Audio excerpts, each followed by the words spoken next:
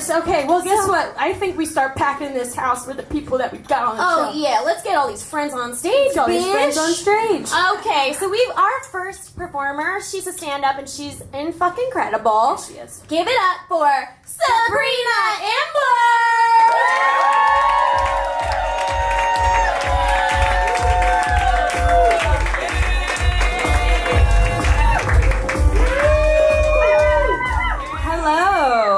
My name is Sabrina Imbler, and you may recognize me from LinkedIn. I am a LinkedIn All-Star, which means that I have 500 plus connections and I feel dead inside.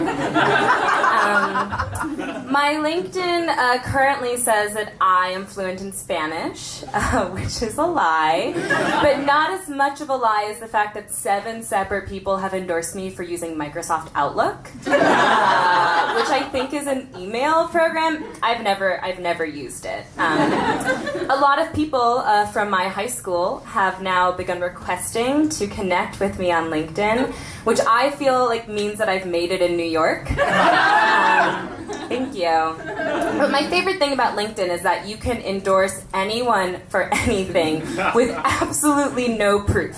I have endorsed my friends for drinking water. I have endorsed my friends for parkour. And I endorsed one friend for animal surgery. And this absolute lack of vetting is both very fun but also very dangerous. My friends became so sick of me endorsing them for fake things that to get back at me, 11 of my friends endorsed me for crying during Disney Pixar's Coco. But it's now my #1 skill on LinkedIn. But joke's on them because I'm actually excellent at that. I am half Asian. Thank you, which is 50% more interesting than just being white. And one of the fun things about being half Asian is that sometimes white people can't tell the difference between me and other half Asians. Kind of like how I can't tell the difference between Ed Sheeran and a small puddle of milk. One white person who would always confuse me for other half Asians is my high school chemistry teacher, Mr. Doyle. Yeah, give it up for Mr. Doyle. He was a 50-year-old former high school cheerleader. He had the body of a plumber and the face of an older plumber. He gave every lecture sitting down and still wound up with pit stains. One class we asked him to do the split, like the jump into the splits, and he did. And he split his pants straight down the middle, revealing his cheetah print underwear, and our whole class broke out into applause like it was Cirque du Soleil. But one time I was applying for this internship in high school, so I asked Mr. Doyle to write me a letter of recommendation.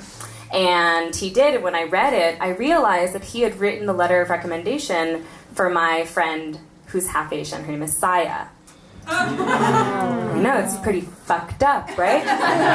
But here's the thing.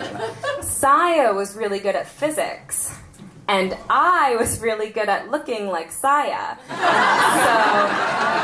I photoshopped my name onto the letter of recommendation, and I got the internship. And that was the first day of my life when I realized what it must feel like to be a white man.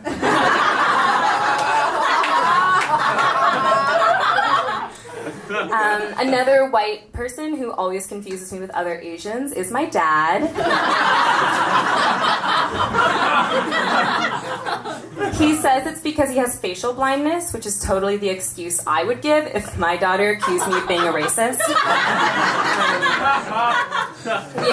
I'll be like, hey dad, like it's offensive when you tell me I need to open my eyes wider in photographs, and he'll be like, I have a medical condition. Just rough. In middle school, he would often try to pick other Asian girls up from school, ask them to get inside his car, and that made me worried because I thought that people would think that I lived in a brothel. Then I realized that would just mean that all of my friends were really hot, which is okay. One time I was at the gym, and I asked my dad to give me a ride home, and he said, whoa, I'm sorry, I have a wife. And I said, whoa, I'm sorry, but I'm too hot for you. To help white people distinguish me from other half-Asian people, I did shave my head. Just kidding, I shaved my head because I'm a lesbian who hates small talk.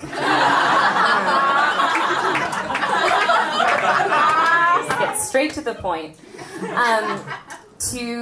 Like many other lesbians, I identify as an accidental pedophile. So like I'll be on the subway and I'll see this like very cute lesbian with shaggy hair and like a flannel and like a little flat butt, and then she'll turn around and I'll realize that I've been ogling a 13-year-old boy. And you may be judging me right now, but we've all seen Timothée Chalamet and she's beautiful. I also worry that I might be a pedophile because I'm attracted to all the teens on the TV show Riverdale. Does anyone watch Riverdale?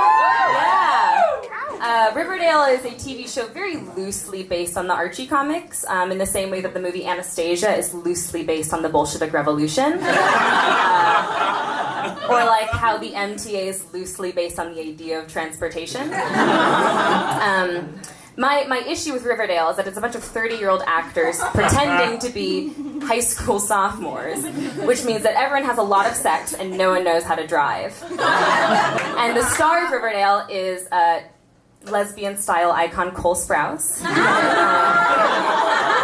Cole Sprouse is a 25-year-old man playing a 15-year-old boy turning on a 23-year-old lesbian. But I'm confused because I don't know if I'm like allowed to be attracted to him on the show. Like he'll take off his shirt and I'll be like, flat. And then he'll look straight into the camera and say, I've got to go to PE. And I'll be like, I feel uncomfortable now. But I guess my favorite thing about Riverdale is that it has allowed me to see myself represented on screen. They did cast a half-Asian actor to play Reggie the quarterback. And at the end of the first season, they replaced him with another half-Asian actor, thinking nobody would notice. And you will not believe me when I say that nobody did. Thank you. I've been Sabrina.